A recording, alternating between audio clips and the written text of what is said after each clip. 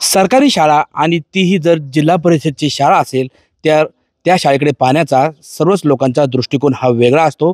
तेथील शैक्षणिक गुणवत्तेबद्दलही शंका घेतली जाते. मात्र आपण आता पुणे जिल्ह्याच्या खेड तालुक्यातील जालिंदरनगर येथील जिल्हा परिषद प्राथमिक शाळेमध्ये आहोत आणि ही तीच शाळा आहे जी शाळा जागतिक पातळीवरती प्रथम आलेली आहे. खरं तर टी फॉर एज्युकेशन या संस्थेने वर्ल्ड्स बेस्ट स्कूल हे जे कॉम्पिटिशन घेतलं होतं, या कॉम्पिटिशनमध्ये जगातील अनेक शाळा सहभागी झाल्या होत्या आणि त्यामध्ये ही सरकारी शाळा सहभागी झाली.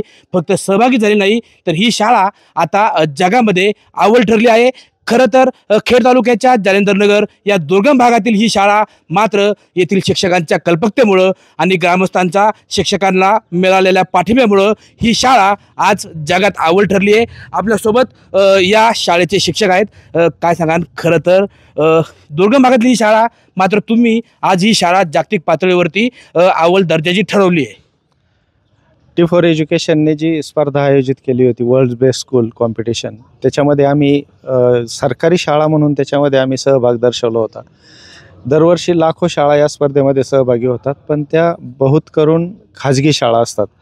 मात्र या शाळेच्या माध्यमातून सरकारी शाळा पहिल्यांदा या स्पर्धेमध्ये सहभागी झाली आणि वेगवेगळ्या टप्प्यांच्यावर पुढं जात आम्ही मुलाखत, त्याच्यानंतर टॉप 10मध्ये आम्ही सिलेक्ट झालो. कम्युनिटी कोलॅबरेशनमध्ये आम्ही या स्पर्धेमध्ये सिलेक्ट झालो होतो. मात्र तिथून पुढच्या जे 5 सेगमेंट होते, त्या 5 सेगमेंटच्या 10-10 शाळा, अशा 50 शाळांमधून अंतिम निकाल, प्रत्येक सेगमेंटमधून एक विजेता आणि 50 शाळांमधून पब्लिक वोटिंगच्या क्रायटेरियानुसार ज्या शाळेला सर्वाधिक मतं मिळालेली असतील अशा शाळेला best of the best school म्हणून जाहीर केलं जाणार होतं.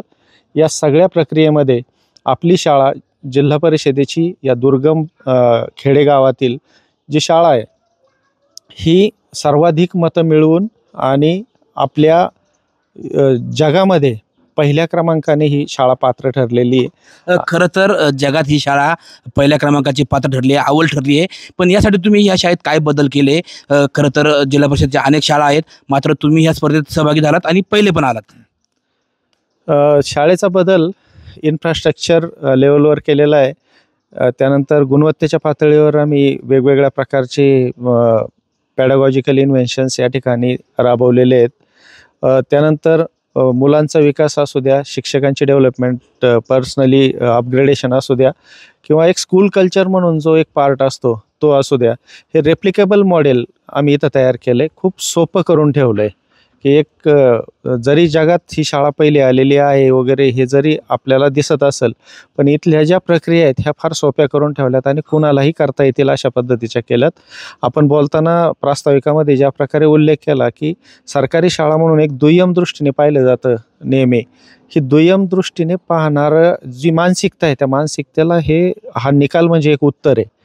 खरं तर तुम्ही सांगितलं ही जागतिक लेवलची स्पर्धा आहे. ह्या स्पर्धेत सरकारी शाळा पहिल्यांदा सहभागी झाली आहे आणि तुम्ही यश मिळवलं आहे. याचं अनुकरण इथून पुढच्या काळात बाकी शाळा करतील का? तुम्ही त्यांना मार्गदर्शन कराल का? एक शिक्षक म्हणून आणि ह्या विभागामध्ये, शिक्षण विभागामध्ये काम करणारा एक सैनिक म्हणून आपण म्हणू शकतो थोडक्यात की हे सगळं करणं तर आमचं कर्तव्य आहे. आजपर्यंतही करत आलो, यापुढे नक्कीच करीत राहणार. खरं तर तुम्ही आता जागतिक लेवलवरती अव्वल ठरलेत. पुढचं तुमचं उद्दिष्ट काय असेल? कशा पद्धतीने इथला अजून डेव्हलपमेंट होईल? आपल्याला मी जो उल्लेख केला की जी दुय्यम दृष्टीने पाहण्याची जी मानसिकता आहे ही आपल्याला पहिल्यांदा बदलावी लागेल. त्यानंतर ह्या निकालामुळं जे सरकारी शिक्षण व्यवस्थेचे जे स्टेक होल्डर्स आहेत, मग पालक, ग्रामस्थ असतील, मुलं असतील, शिक्षक असतील आणि प्रशासन असेल, ह्या सगळ्यांना एक प्रकारचा या निमित्ताने कॉन्फिडन्स येणारच आहे की आपण हे करू शकतो. आणि सरकारी शाळेची जी क्षमता आहे ही क्षमता आता सिद्ध झालेली. ह्याच सगळ्या एकंदरीत वातावरणाचा उपयोग करून अशाच प्रकारच्या अनेक शाळा कशा विकसित होतील यासाठी प्रशासनाच्या सोबत राहून आम्ही आमचं कर्तव्य समजून नक्कीच काम करत राहू. आपल्यासोबत या शाळेतील काही विद्यार्थी आहेत.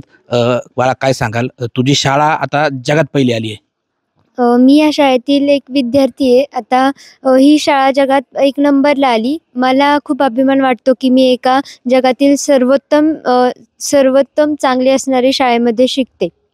खरं तर जालिंदर नगरच्या ग्रामस्थांचाही यामध्ये सहभाग आहे. काका, तुमच्या गावातली शाळा आज जगात पहिली आली आहे. काय वाटते तुम्हाला? आता जगातली एक नंबर शाळा म्हणजे आनंदच झाला ना.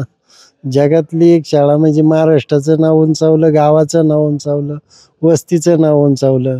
मागील वेळेस मी बोलून गेलो ते तसं माळावर दगडीच असतात, पण आज इथं काय काय बदल झाला. दगडाच्या रूपात इथं देवच आले म्हणलं तरी वाईट ठरणार नाही. धन्यवाद. खरं तर आपण पाहिलं खेड तालुक्याच्या दुर्गम भागातील ही अतिशय दुर्गम भागातील शाळा, मात्र आज ही शाळा जगात पहिल्या नंबरवरती आली आहे. आणि ह्या शाळेचे जे शिल्पकार आहेत वारे गुरुजी यांनी असा मनोदय व्यक्त केला आहे की सरकारी शाळा असतील किंवा जिल्हा परिषद शाळा असतील, याच्याकडे पाहण्याचा जो लोकांचा दृष्टिकोन आहे, हा दृष्टिकोन बदलण्यासाठी यापुढील ते काम करणार आहेत. सचिन तोडकर, न्यूज 18 लोकमत, राजगुरुनगर, पुणे.